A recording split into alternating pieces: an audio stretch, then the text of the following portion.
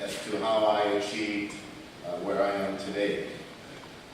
I grew up in Texas. I'm a Texan by birth. You always see me, I have boots on, so I have boots on today. I am from a family of educators, mother, grandparents, teachers, principals, and I said that education would not be the journey that I would take.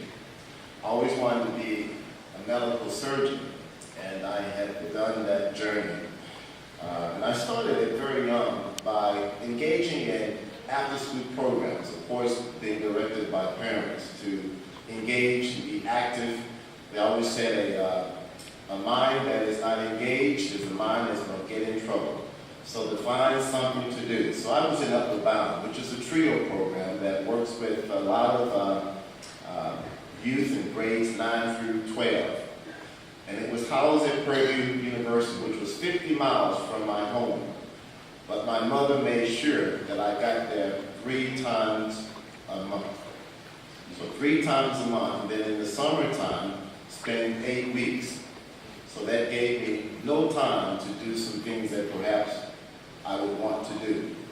But through that experience, it introduced me to the sciences, where I became very excited and passionate. I had a chance to lead African-American faculty at Purdue in the sciences that allowed me to observe and to inquire about STEM and if I could do it and the opportunities that existed. And I had a chance to also meet some young men and women that were beginning their pre-med into preparing for medical school. So it said to me, I could do this too. So upon finishing high school, I did go to Purdue and did very well. Earned my bachelor's in biology, chemistry with a pre-med focus, and then applied to med school. And in my first few weeks of college, I should say, within a month in college, my mother was in a very critical accident. My brother and I and sister were in college.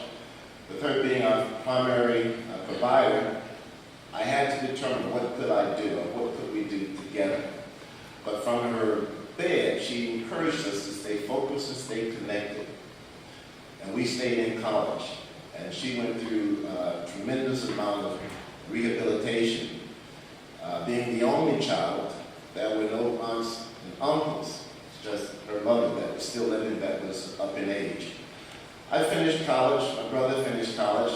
I went off to University of Texas in San Antonio, and that's when I got a call stating that my grandmother had passed, and I had to make a decision, and I went back home because we were not going to put mother into a nursing home.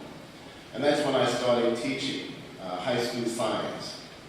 So I took a stop on my journey to med school and came home to teach and take care of mother.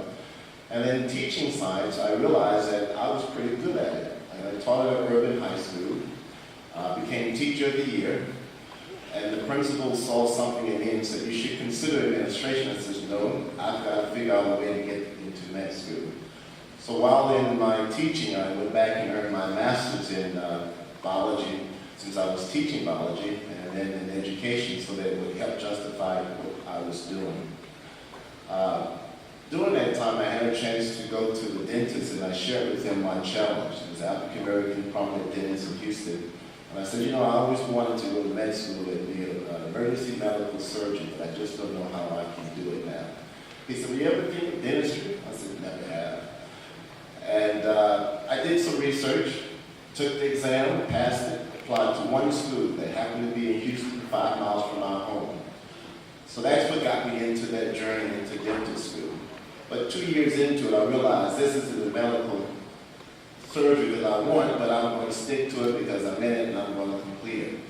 And I did. And through that journey, I became Dental Student of the Year, did some research on Listerine, and that back in the 80s, Listerine was talking about killed germs on contact, and I wanted to understand exactly what it was, and also did something on the orange lozenges, if you remember the lozenges, and where would they have them located? Right at the counter when you would check out. Do you see them anymore? happened was with that, when you suck on it, it began to break down your enamel. So after a while, that was some of the research that I was able to find out on the acidity that was in that. So it showed that I could also do the research, got a scholarship to help me finish dental school. Then I left and went to University of Rochester to do postdoctoral work and to work at Eastman Dental School and Anthony Jordan Healthcare Center. I was said to be an excellent dentist, excellent clinician, and I had a chance while there met a young lady, and she asked if I would come and be a mentor to urban youth. They were trying to increase the representation of underrepresented, economic disadvantaged, first-time college students in STEM. And I said, I have to do that because someone helped me. I don't know how I can do it with my rotation at the hospital, but I'm going to make an effort to do it. And it was through that experience that reconnected me to education, because I began to see a light go out in so many eyes, the young men that I work with, who would come in and bluntly tell me what they were not going to do. And I would bluntly say, well, I'll show you what you will do. And I was much younger, but a spitfire. So I've always been known as that disciplinarian, that one that would really push a student to achieve.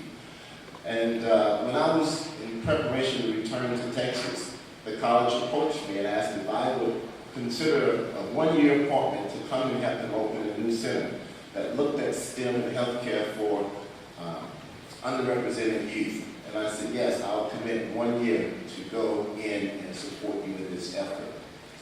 24 years later, I've never looked back, because I began to reconnect with a passion to really do justice, to show our young men and women that you can achieve, regardless of the destination that we may think we want to go. We have a passion and the skill and ability to achieve. It is through that mentorship, that encouragement that I met through Dr. Betty Jo Hopkins, who was one of the first African-American females to earn a PhD in biophysics from the University of Rochester. And she mentored me and said, you may have a great opportunity if you choose to stay in higher education. And I said, Dr. Hopkins, I don't think that's anything I'm going to consider, but I do appreciate it. And in her own way, she began to put me on appointment, on committees to do projects. And everyone would speak about how I presented in the details of presentation.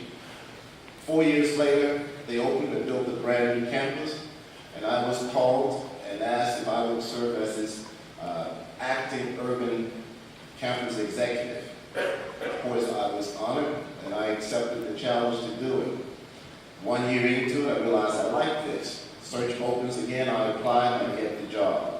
So after serving in that capacity, I transitioned to Virginia, where I served as a provost for a college that served 45,000 students, with the goal that I made up my mind that I wanted to be a college president, and to be able to lead, change, introduce programs, offer the support that would ensure a college growth and development, and be able to be a change agent and a role model for persons that look like me. I've served, this is my second presidency.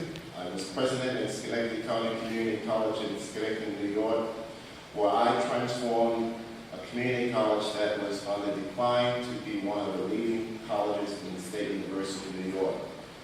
We built 2 additional centers, our first residence halls, launched several new programs, and put the college on the map. So when this opportunity opened here in Pittsburgh, I thought, well, this may be my last one, my last journey, to come to what I identified as a leading college for the Commonwealth of Pennsylvania. 4 campuses, 4 centers serving almost 50,000 students. So to be an aspiring leader, African American, I'm honored to be in this role and to offer direction, address the challenges, and to really make a positive difference. So when I look at the opportunities relevant to the global economy and the importance of education, look at where the U.S. is in that range, in the top 25, and then I look at how can we now inspire our young men and women that are in the educational pathways to ensure that they engage in some level of education and and to understand what college means. It's not necessarily always the four-year degree, but it is education. You must do some level of education and preparation. And what we are encouraging now is for our young men and women to engage before college in programs that will allow them to pre-test and to identify the areas of deficiency and take advantage of programs while in high school to address those deficiencies relevant to reading, writing, and mathematics. And why do I say that? Almost 50% of our students come to college and have to spend a year or more in developmental course credit that does not go toward any degree, a significant amount of money.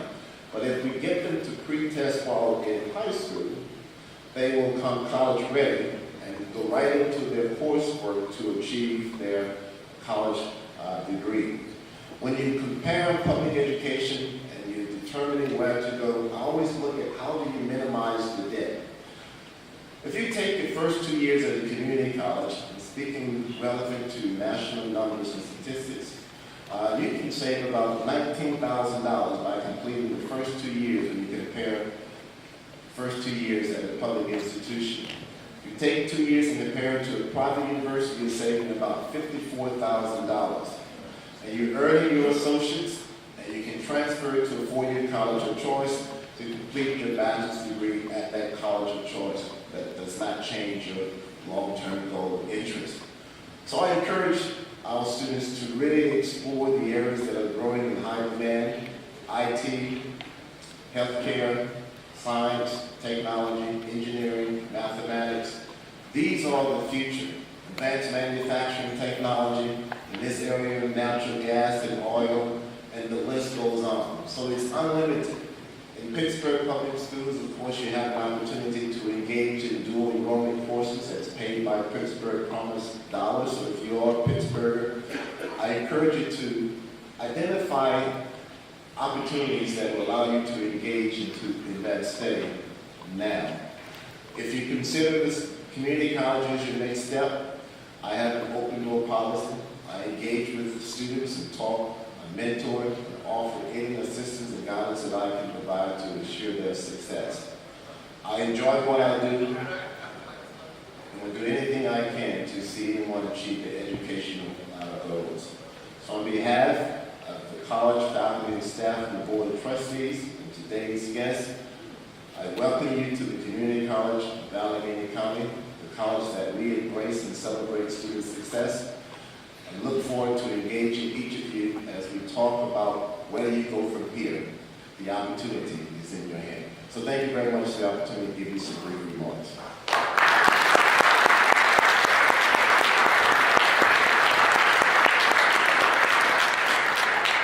I'm going to bring out real quick to introduce our guest, our keynote speaker. Before I do that, I think Commander Holmes is here. Would you stand, please? Along with Commander Holmes during that time period when we were doing the roundtable, I think Ted Johnson, are you here? Ted Johnson is now the new president of Noble, the organization of police, give me the acronym. National Organization of Black Law Enforcement Officers, okay? I want him to also, he is going to also participate with Chief Commander Holmes and Chief McClay during that session and talk about the issues we mentioned earlier, okay? So without further ado, I'm going to bring up Allegheny. Okay. As usual, we're running a little late, but don't worry about it because it's going to be so valuable we'll forget about the time anyway.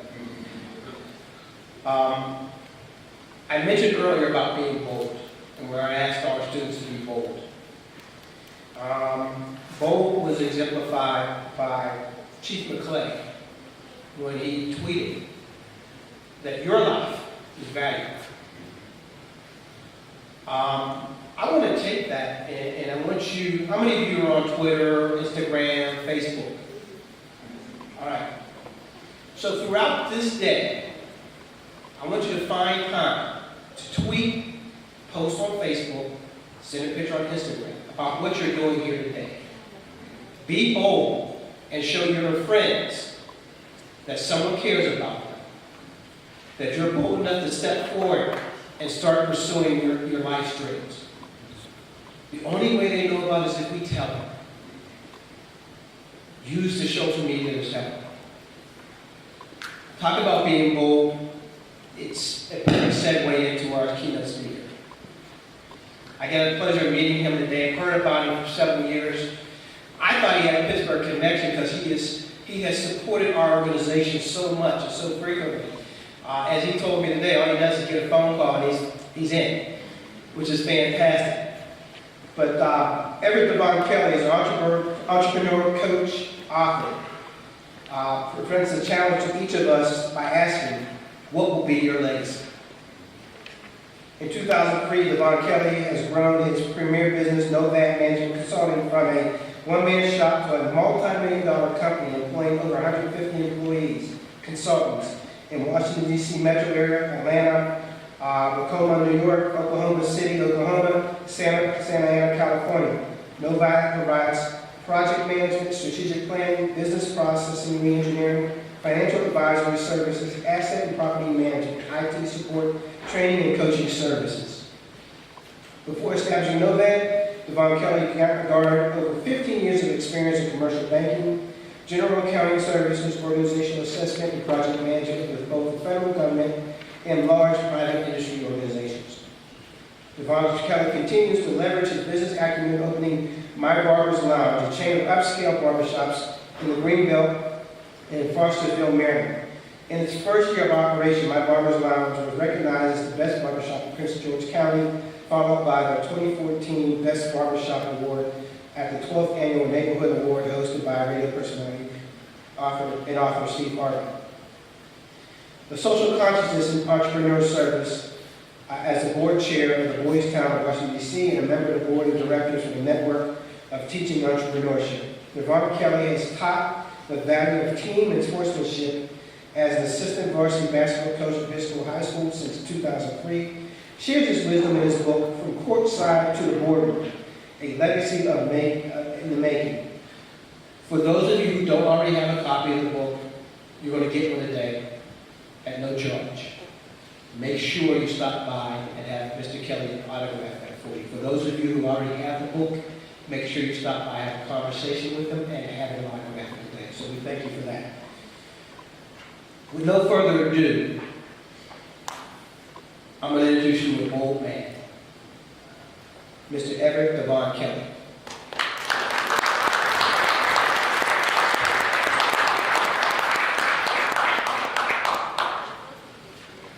Good afternoon, everyone. Good afternoon. I'm humbled by the invite that I have to speak to you guys today. As mentioned earlier, when I get the chance to support young black men in an organization that promotes success, I jump at the opportunity. I get a phone call, whatever I need to do, I'm in. This is the first opportunity I've had to actually speak to some of the success stories that I hear about when I just donate my black women, okay, men and women on here, so that's even better for me with regards to that. I am not a statistic, I am Devon Kelly. That is some powerful stuff right there, right? So that's what we're here about, and that's what I'm here to talk to you about today. When you hear about that, you talk about, man, I'm growing up, everyone's telling me I'm going to be a statistic, I've overcome statistics, here I am sitting in front of you today, and people said, hey, you won't even make it to 25 out of the area that you grew up, I'm not a statistic, right? And so I've overachieved. Well, really, I wasn't a statistic ever, you know? I was a young man trying to be successful, just like a non-African person trying to be successful. All we're trying to do is be successful in life. So last night I was in my hotel room when I got up here, and I said, hey, look, let's find some things about failure is important to success. So I wrote down a couple things, a couple quotes and things like that. I'm going to ask the audience to raise their hand if they know the person that I'm referring to. A famous person who was defeated 7 times running for political office. Absolutely, Abraham Lincoln. See, I didn't know that till last night either, right? A cartoonist who was told by the editor of the Kansas City newspaper, it is easy to see these sketches that you have no talent. You don't have any idea. Charles Schultz, look. Walt Disney. Tough to be Walt Disney, right? Go down and forward and figure out what Walt Disney has done since you've been told that. 23 different publishers. I'm sorry. A famous singer who was fired after his first performance at the Grand Ole Opry. Anybody? Elvis Presley. Wow. Right? So we start thinking about failures and then look forward to success. A famous author who lived in welfare for years in an apartment infested with mice. Anybody? Yes, sir. Absolutely, for the Harry Potter series, right? Again, information I didn't know until last night about 9 o'clock in between the halftime of the basketball game. An inventor who was thrown out of school in the early grades because his teachers thought he could not learn. Albert Einstein. Nope, not Albert Einstein. Close. Thomas Edison. An inventor of fried chicken recipe that was rejected by more than 1,000 restaurant owners. Colonel Sanders, right? So we don't want to be him now. So those are just a mere list of those people who, at the beginnings of their careers, at the beginning of their start, absolutely ended up successful. I am no different from any of those people. When I started off NOVAD in 2003, everyone said, hey, you got a good job, making 6 figures. Why would you leave that to start something new? Because you told me that I could. That was the only reason that I did it. I am a competitive nature. I have played sports all my life. Sports is the foundation for which I have been successful. I often speak to my employees, to my boardrooms, using sports acronyms and things like that. And I did it because I wanted to be successful. So like the bio said, it was me, it was a laptop, and saying, okay, now what? And that's where we were. So bringing forward to 2014, we've now been in business now 13 years. We went from that one-man shop, as you heard, to over 150 employees across the country. And so by most people's terms, they have deemed me successful. When I'm asked that question about being successful, I don't always have the answer because I don't know what that is. My success may be different from your success. And as you sit here before me, I don't know what that is, right? And so you have to define your own success. Others at your age and others my age will try to define what that success is. I won't allow that to happen, right? So even if I started in 2003 and didn't make it to 2004, I still would have said I was successful. You know why? Because I was bold, as we listened to, enough to step out and say, I can do it. To just do that is successful for me. I was lucky, I was blessed to have good mentors in my life. Started with my basketball coaches, started with some people in business who said, hey, don't allow something or don't allow failure to stop what you're trying to do. And I did. For those who are in here who are top business people and things like that, you all know that you will get more no's than yes in this area, right? I have been told no more times than I will ever be told yes, right? But those that I kept fighting for to get to yes have now proved my success. In my book, I talk about the lessons that I've learned to become successful. But more important, I talk about the legacy in which I want to give back. Most people say, oh, the legacy that you want to do is about money, about buildings, about cars, about this and that. Not for me. My legacy is the same legacy that my first mentor had. That when that young man or that young woman grows up to be my age, goes back and writes down a piece of paper and says, that guy, Mr. Kelly, told me that one thing that sticks with me today. My very first mentor was a guy by the name of Carol Holmes. Now, if you read the book, his name is not mentioned because we tried to hide some of the names in the book, but his name is Carol Holmes. Carol Holmes had saw me running around the corners, running around, and said, hey, I was a tall, lanky kid, and says, hey, I really like him to be on my basketball team. However, my mom, because she was working 2 jobs and things like that, said, I can't get him up to the gym, so you got to come pick him up. Carol, being a recreational facility director, said, well, I'll come pick him up, but guess what? I need to pick him up at 5:45 because Mr. Holmes was delivering newspapers in the morning. So 5:45 in the morning, he came by, picked me up, and we started delivering newspapers every morning. Right? First day, he brought me back home around 1 o'clock. He finished working me out. Back up, mom said, "Nope, that's not happening. You got it for the entire day." Right? That's not happening. So this started my journey about learning about hard work, being prepared, and then saying, you know what? I can be something different. Now, you'll ask, well, where does that come from? Well, that area where I was going to the rec center every day, 5:45 in the morning, working out, guess who else came to that rec center? Right? Anybody know about Seat Pleasant, Maryland? Anybody know about Seat Pleasant, Maryland, NBA, anything like that? Kevin Durant. Kevin Durant grew up in that same recreational center, same corners that I ran around, same people that I hung out with. Same guy grabbed him and said, "Hey, come on, shoot some hoops here, let's see what we can do." Carol Holmes is still in that rec center right now, watching kids grow up just like me become successful. Different levels of success, right? Same foundation which we started. I would not allow people or the Prince George's County area to define who we were.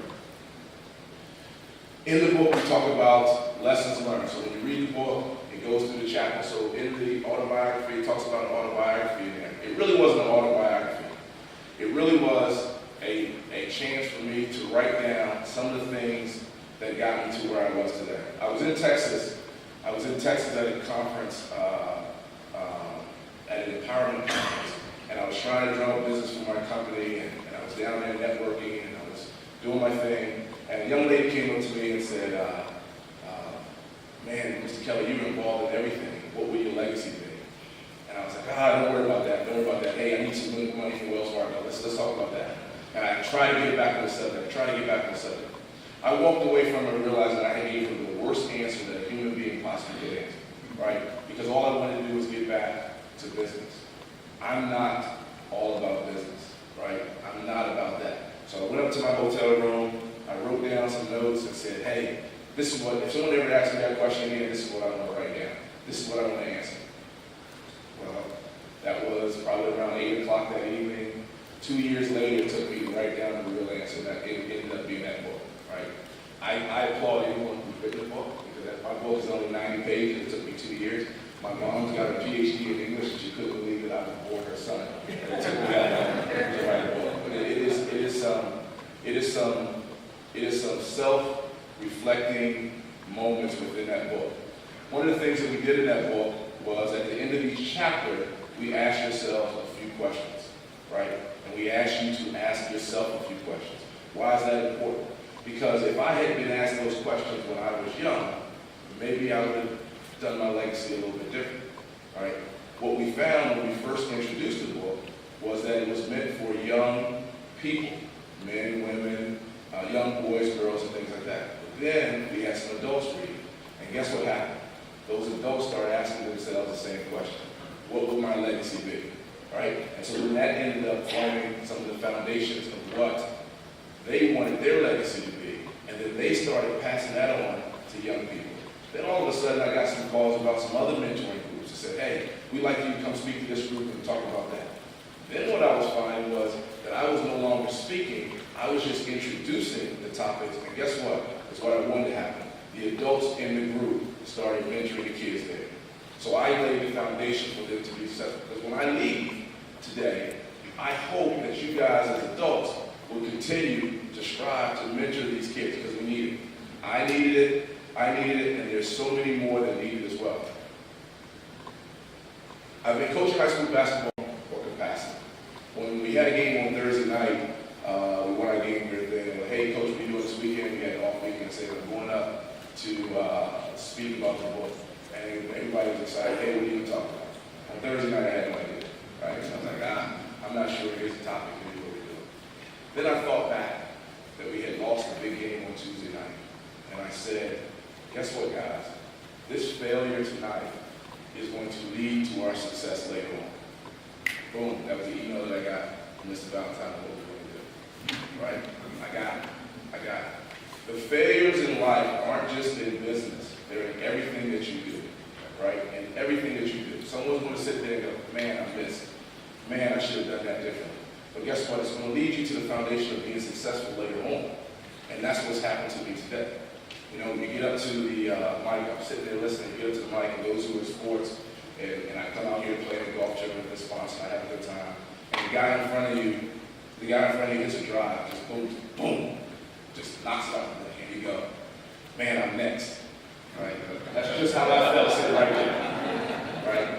I go, man, look at all these achievements, mentors, and here I am, this little guy, I'm sitting there going, I'm next. Right?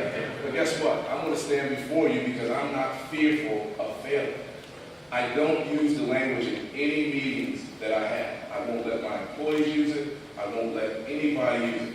In April of 2013, we were awarded a contract in Oklahoma City to build a call center in Oklahoma City where we would service HUD loans, FHA loans, and so forth. It is one of the biggest contracts a small business can get in a government contract, period. It is high profile, lots of money, the whole works, right? We have been chasing this contract forever, right? It was April 18th that I got a call. I was on the golf course. If everybody remembers April 18th, it's actually 15th. April 18th, that was Good Friday, right? So during the spring and things like that, I do play a lot of golf, so I decided I'm going to play golf with my buddies. There's one person within our organization who can get me, other than my wife, who can get me that day, and that is my assistant. So I put my phone in my bag, boom, it's in my bag, I don't get it. There was some slow play in front of us, so I pick up the phone and check. She's left me about 10 messages. Call me, call me, call me. On April 18th, we were awarded a $50 million contract for 5 years. If I don't pick up that phone and get to her, who knows what will happen, right? Who knows, maybe they go, hey, he's not really serious, I have no idea, right? The other parts of that is that she wasn't supposed to be in the office. It's Good Friday. I had already dismissed everybody.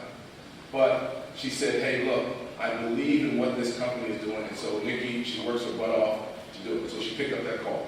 I get it, we're excited, I'm calling people, buying drinks for everybody, we're excited. 2 weeks later, the contractors protested. Boom, just that quickly, they take it off of us. Here we are facing failure to none that I hadn't been doing that. So what do? I rally up the troops, that's okay. Let's put that on hold, let's keep moving.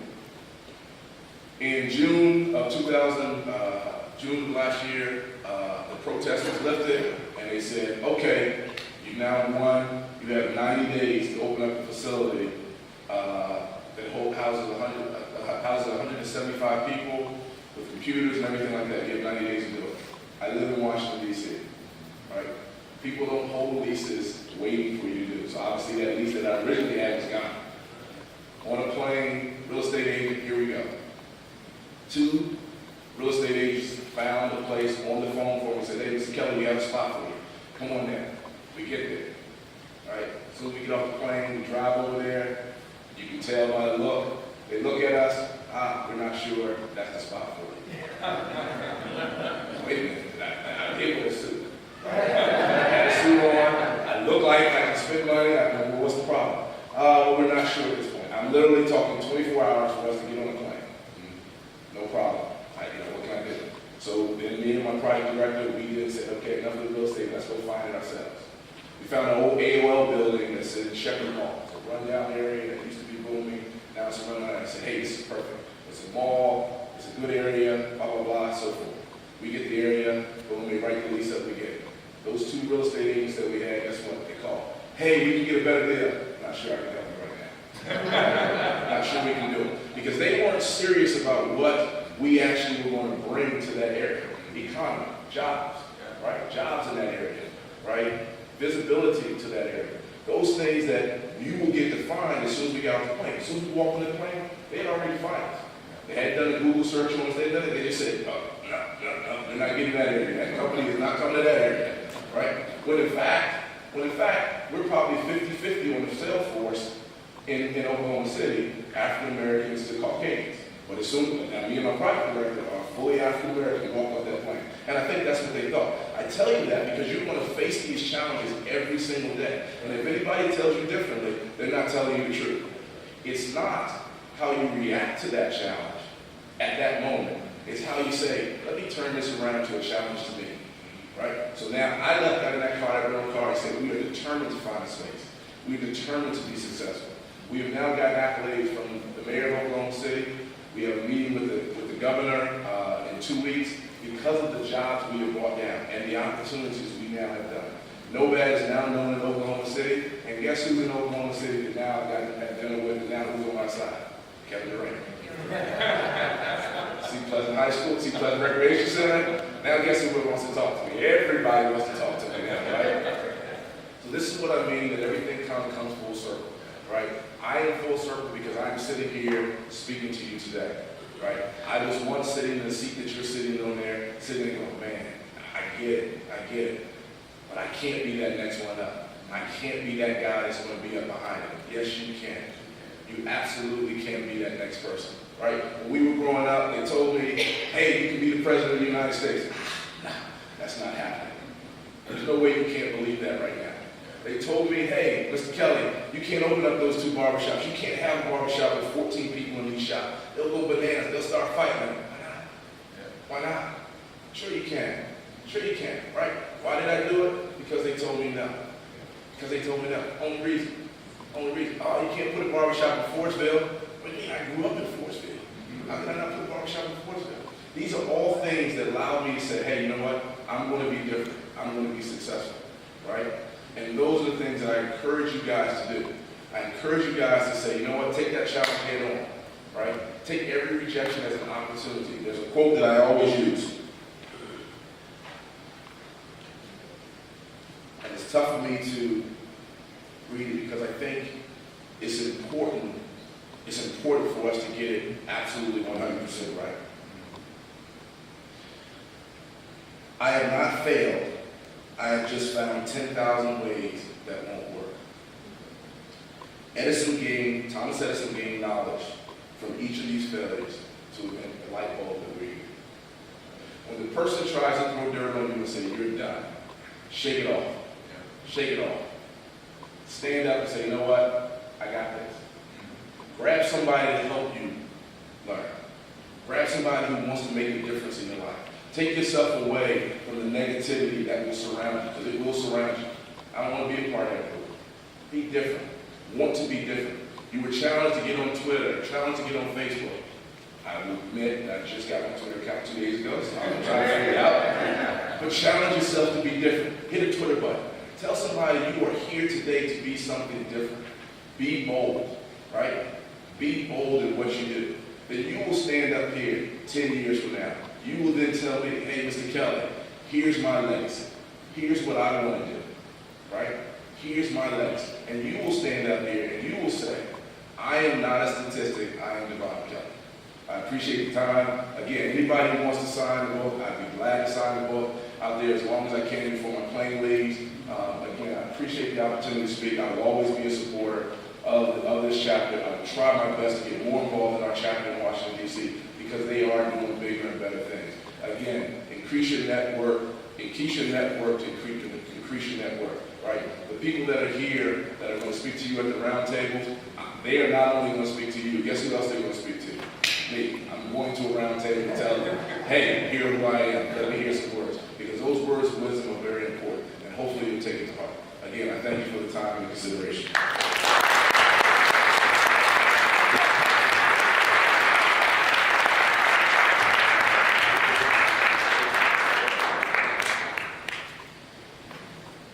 Be bold. So we're at the point we're going to adjourn out to the tables. I'm going to ask the students to stay put for a moment. We're going to have the professionals go ahead out and man the table. Students, I'm going to break up into groups of 5. So I'm going to challenge you though, the students. I know you're here with friends. You got your partner next to you. You've already been talking to each other and everything. I'm going to ask you to break that up. I'm going to ask you to sit at a table with other people. Because these other students are also going to be part of your network. So expand your network that way as well. When we get out there, we're going to hear from our law enforcement experts. We'll have lunch and we'll begin the roundtables. All right? So sit tight, students, for a quick minute, and then we'll come and get you when we're ready for you.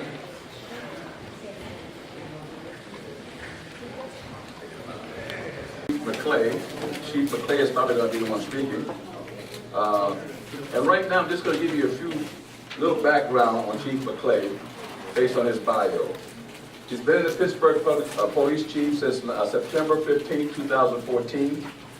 He was formerly a consultant for the International Association of Chiefs of Police and the captain of the Madison Police Department in Wisconsin. As captain, Chief McClay has last served as a district commander and was responsible for overseeing all aspects of police operations. He specialized in managing police community relations and leadership development. He served as a lieutenant from 2002 to 2005, serving as a ship commander, district patrol operations commander, and the SWAT tactical team commander. As a sergeant from 1995 to 2002, McClay worked with narcotics and gang units. As a patrol officer, McClay became a full-time training officer. Without further ado, I'm going to bring up Chief McClay, and he will be followed by Ted Johnson, who is, again, president of Noble. Okay? Thank you. Chief McClay.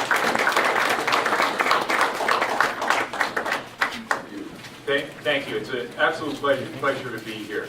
I'll keep my comments brief because there's some really important conversations we want to have about police, your interaction with police, and how we keep those safe and respectful. Okay. By way of introduction, though, I just want to tell you a couple things about who I am and why it is that I'm here. When I came, I was really tasked with a number of challenges, but you package them up just right, it really boils down to three. Number one, I had to restore the relationship between the Pittsburgh Bureau of Police and the communities that we serve, particularly our communities of color. There was a divide that was harming both the communities and the police bureau. And important priority for me to fix that. Number two, I have to reduce the violence that's causing such incredible harm to our communities of color here in Pittsburgh. And number three, I have to improve the diversity of my police department.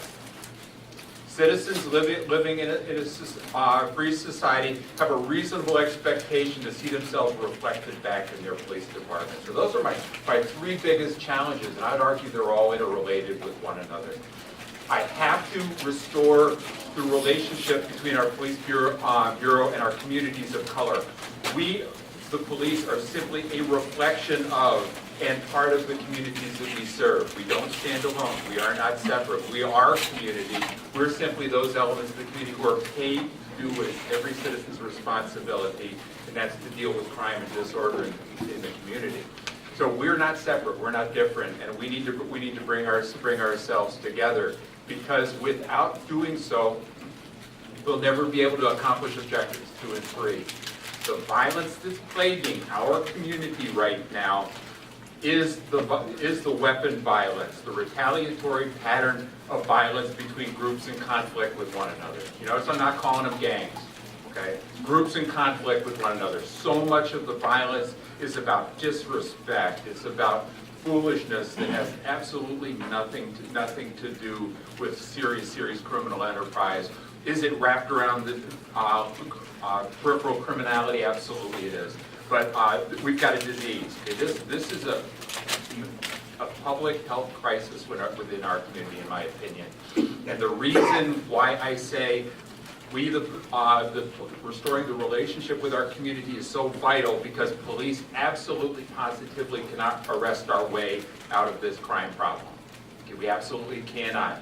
People in the neighborhood know who the shooters are, right? Think about people in your neighborhood. A lot of people know. In any given neighborhood, those driving the violence are about 0.3 to 0.5% of the population are driving that disproportional violence, and people in the neighborhood know who those are. My officers know who a lot of them are. The problem is, because we're not working together, we're not able to resolve the violence. We're only going to be able to resolve the violence when the community as a whole stands up, stands side by side with the police, and looks at that 0.5% and says, we love you, we care about you, we don't want to see you end up dead, we don't want to see you end up in prison, but we've had it. We will not tolerate the violence. Enough is enough, and it stops today. When police and community stand up together and look at those individuals and try to help them make better life choices, we can take this community back. We absolutely can do that. I'm excited about the potential here in Pittsburgh because I think we're on the dawn of doing something really great. This event here is an example of just that kind of community coming together, talking about how we're going to work together. My greatest challenge now is step number three rather. How can I improve the diversity of my police bureau? Okay. How many of you young people here in the room, if I say the words Pittsburgh Police, get a picture in your mind? Okay, now let me ask, put your hands up high, How many of you have an impression about what that means? Okay, now, if that's a really positive picture, keep your hand up. Okay, a few hands. All right, we're not doing that bad. I won't be happy until all those hands stand up because I absolutely firmly believe that the Pittsburgh Bureau of Police needs you. We want you, and we will be much, much, much better when you join our ranks. So you young people, as you're trying to decide what you want to do, ask yourself, do you want to give back to your community? Do you want to serve? And give some thought to joining us in policing. Now, having my commercials over, now let's talk about the hard conversation. How do we keep ourselves, keep the officers safe in these street interactions? I'm going to say a few words about the background, and I'm going to ask Commander Holmes to follow on with me. There's a lot going on when officers and young people of color meet on the street, particularly at night, particularly in some of our more dangerous neighborhoods. Officers, all across this country, officers say, I lay my life on the line every day to serve the community. And that's largely speculative in most communities. That's not speculative here, it's real. Since 2009, we've had 3 officers killed, 1 shot and paralyzed for life, multiple shot, wounded, and they were able to recover, and even more shot at. So it's like a real thing, okay? So when officers begin an interaction, at times the stress level is extremely high. The perception of stress is very high on both sides. Is it stressful to interact with the cops? Yeah, I'm here to tell you. My blood pressure goes up and my chest goes like this when there's a squad car in my rearview mirror. Okay, it's a thing. All right, it's not just you. Okay, it's a thing. So when you bring two individuals together in a context where both are stressed, this is a volatile situation. And when we're under high levels of stress, sometimes we don't think well. We don't make good decisions because the wrong part of our brain is driving our decision making.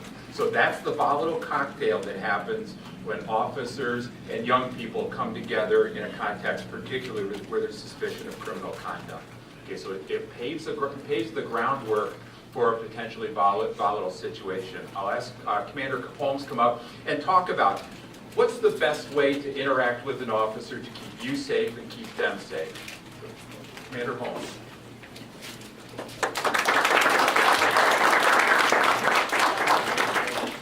Thank you. Appreciate it. The best way to keep yourself safe and to keep the officers safe is to not, if you feel that something's going wrong, there's avenues for you to address those grievances, not at the time of the interaction with the officer out on the street. Calling people like me, like Chief McClay, our Internal Affairs Division, Citizens Police Review Board, etc. But when you're out on the street and engaged in an interaction with an officer, just be respectful and abide by what the officer is saying. Again, recognizing that it may not be correct at that time, but there's ways for you to handle it. And I'll give you an example of myself before I became a police officer, and the reason why I became a police officer. Myself and a good friend of mine, Brian Roberts, we both went to Penn Hills, graduated from Penn Hills High School together. We were working at Three Rivers Stadium, the old Three Rivers Stadium. We were driving from our home in Penn Hills down Route 28 on our way to Three Rivers Stadium. We were pulled over by one of the borough police officers on Route 28, said we were speeding. So I'm the passenger in the car. Brian Roberts is the front seat driver of the vehicle. I look over and I see how he has the steering wheel gripped and he's shaking. And so I can only see him. So I turn a little bit more and I see the barrel of a gun pointing at his head by the suburban police officer. And, Brian's standing there, his voice is trembling, and the officer is saying to him, I need to see your driver's license, your registration, your insurance card, those three things that we always ask for. Well, Brian, being, very low-key, good person, said, officer, my driver's license is in my back left pocket, my owner's card and insurance is in the glove box. Didn't make any further movements or those quick movements towards those areas, right? And the officer said, no problem, go ahead and reach for them. So I had my hands on the dashboard, because I see him shaking, I had my hands on the dashboard, and I saw what I saw in terms of the weapon. So anyway, we go through the traffic stop, everything, the license is good, owner's card, it was actually his mom's car, everything was good. And the officer said, you know what, this is in the early 1990s. You know what, it'd probably be better for you, you two gangbangers, to stay on that side of the river, and don't drive on this side of the river. And so, thinking to ourselves as we drove on down 28 towards River Stadium, I said, you know what, this was a nightmare. And my parents raised myself, and I know Brian's parents raised him, to respect our elders, to respect law enforcement, and to always obey what they're doing out at that time, because you won't win. You won't win. So we did that. And then, of course, when we went back home, we told our parents, and they contacted the Suburban Police Department. We filed a formal complaint, et cetera. But I thought to myself at that time, I think I'm going to become a police officer, because I have to fix what just happened to me. And lo and behold, you see me now in 2014 as a police officer for the city of Pittsburgh, and Brian's also a police officer for the city of Pittsburgh. So this was our way of trying to get those checks and balances out there by joining, like Chief McClay just told you, by joining the ranks and then trying to make a difference. So again, I appreciate you guys having us here today on Saturday to talk to you. Certainly something that we enjoy doing and like doing, and we're going to do more of. So thank you. And before we wrap it up, there's one phrase I want everybody in this room to remember. Okay, one phrase. Think about it, remember it, practice it, so under stress you can still perform it. Officer, I'm trying to be respectful. Please tell me what it is you would like for me to do. Okay? Officer, I'm trying to cooperate. I'm trying to be respectful. Please tell me what it is you would like me to do. Okay? I am going to make sure that my officers are trained to listen for that particular phrase. Because again, when stress levels are up there, sometimes human beings, whether they're police officers or young people, act inappropriately. And so I want to plant the seed that when they hear that phrase, that will remind them that they may be getting out of control. Because my officers are human beings too, and human beings make mistakes. So please, anytime you feel a situation escalating, and you feel the officer is the one escalating it, officer, please, I'm trying to be respectful. What is it you'd like me to do? That's what the cops are going to be trained to listen for. So again, thank you. Thank you for being here, and please give us some consideration. I'd love to see some of you join us.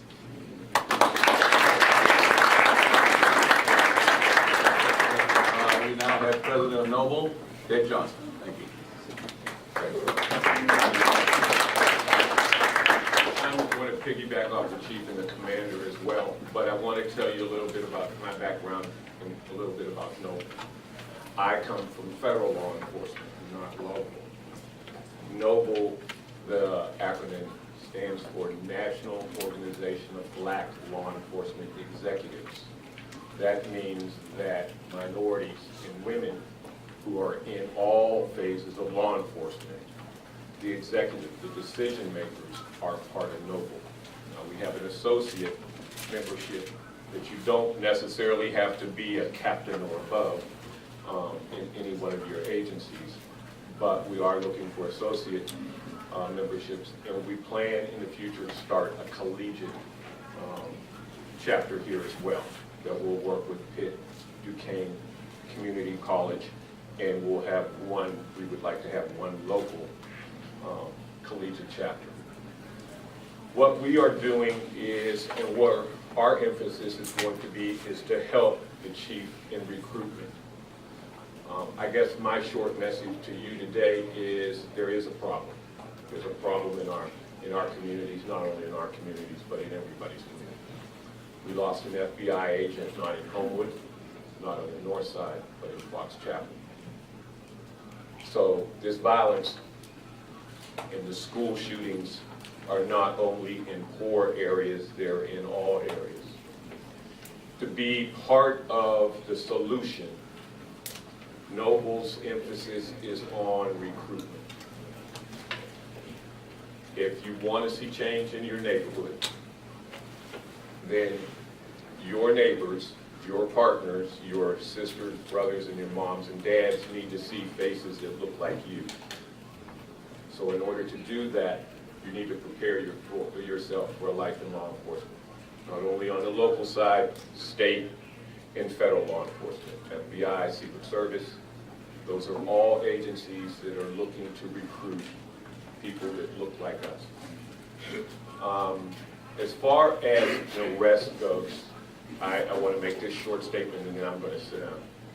When you are pulled over, I want to piggyback off the chief's statement and off the commander's statement as well. When a flashing light goes on in back of me, I also, my heart starts racing because I'm trying to figure out what is it that I've done.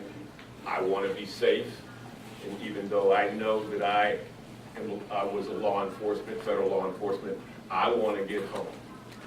First and foremost for you is not trying to show your partners that that you're a man. Your first thought should be, I want to get home, I want to be safe in order to make that complaint that Commander Holmes talked about. So when you are pulled over, hands on the dashboard, I love this statement the chief just told you. If you do what you need to do to be safe, and I want you to treat that officer as if it were your uncle, your dad, or a family member. You want them to come home safe when they leave with that uniform on. You want them to come home safe. You want the people that they pulled over to treat them with respect. So do as you want done. Make sure that you're safe, and in your mind, you want him to be safe as well. If you have that mindset, you'll make it home, and that's all we're looking for. For those of you who are interested in the collegiate or any information as far as Noble goes, I will be around for the rest of the conference, and my name is Ted Johnson. Thank you. Okay, please heed those words. I think we understand what's going on, and I thank the chief and the commander and the president of Noble for those words and for their participation today. We're going to bring back Al. He's going to kick off the final round table. Okay. All right, so we'll go ahead and get started. So here's how this is going to work. First session, I'm going to cut it down to 15 minutes. Actually, I'll cut it down to 10 because you guys have been at the table already. Hopefully, you've already started to have some conversation because we got a lot of tables to rotate through. We're going to try to get everybody through. We're going to try to be respectful of the time that we set it in. Although I'd like to take a little longer because there is so much that we can share here and will benefit everybody. So, suffice to say, every 15 minutes, my alarm will go off. I'm going to have you rotate the tables. We're going to go, and you guys are going to come over here, you guys are going to go there, and you guys are going that way. So we're going to serpentine throughout. The table in the back there, you're going to come all the way back up to the front when it's time to rotate, okay? We'll keep you straight. Don't worry about that right now. We'll keep you moving in the right direction. Students, I want to hear you asking questions. I want you to find out a pertinent fact about the professional in front of you. When we get ready to close, I'm going to ask some of you to tell me what you found out about them, okay? Professionals, share your journey. Share your journey. We heard a little bit of it inside.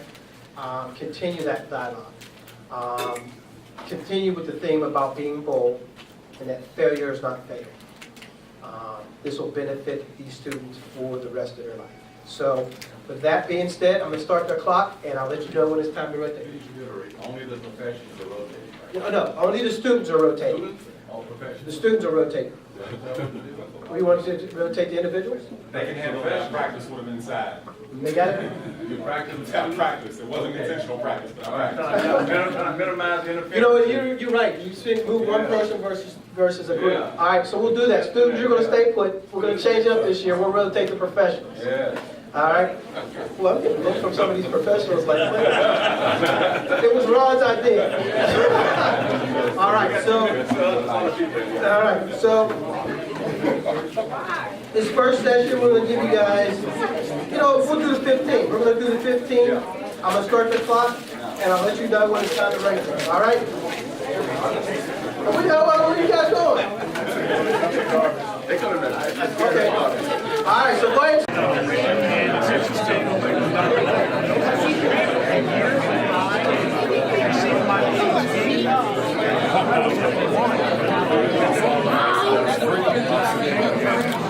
Philadelphia, and you are in UK.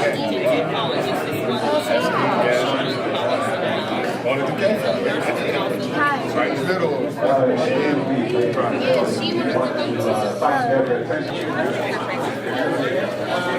How's it going? All the way up to the front. I'm like,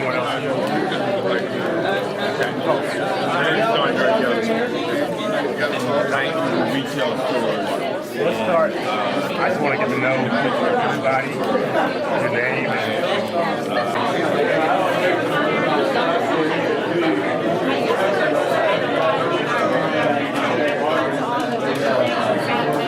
appropriate when you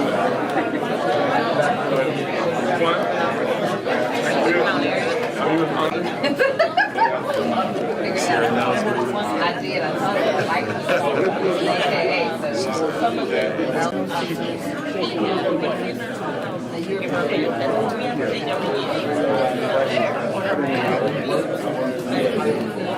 but that being said,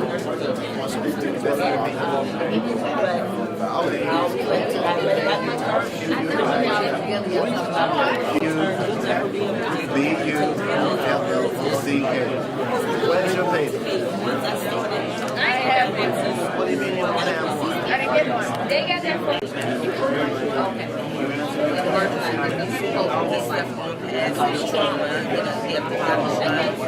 Whatever, anything. Trauma related is kind of funny. On how you get through that hurdle, what have you done very well?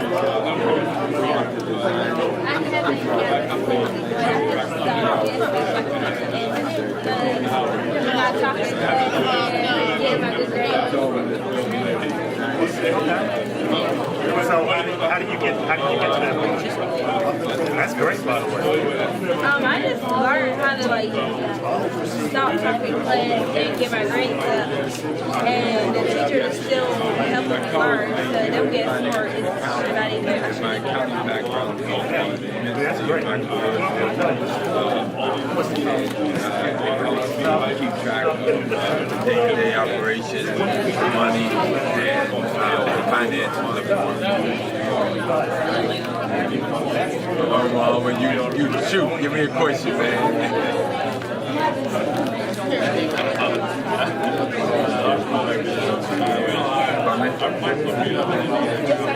Oh yes, I was very nervous and scared when I was in college because that was the first time that I had to be out on my own. I no longer have my parents there. What do you think? What do you think you done? Please, what? You just did.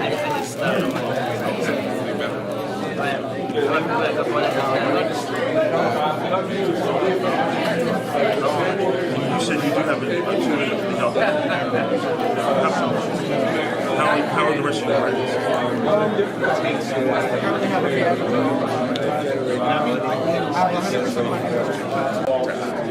So, and that's a federal law.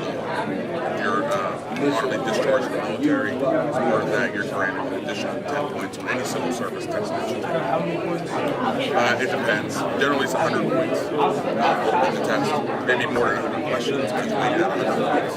And then I turned around and said, you know what, can I just call me, tell her, my son. He said, nobody talks about it. Like, I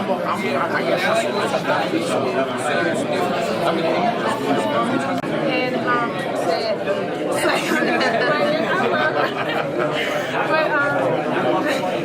then they picked me up. It was my first day, and since then I used to, like, when my mom first told me about it, I was like, no,